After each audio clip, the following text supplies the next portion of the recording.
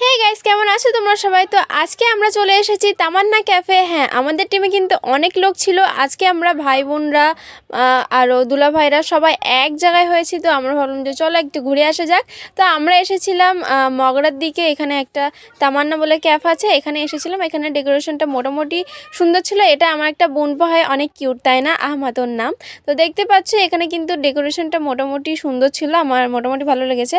এখানে আমরা বসেছিলাম, তারপরে আমার ভাইয়া এখানে এনে দিল, মানে আমার পিসির ছেলে আমাদেরকে সবাইকে এনে দিল। এটাকে কি বলে সেটা আমি জানি না। তারপরে আমাদের অর্ডার করা চলে আসলো পকোড়া।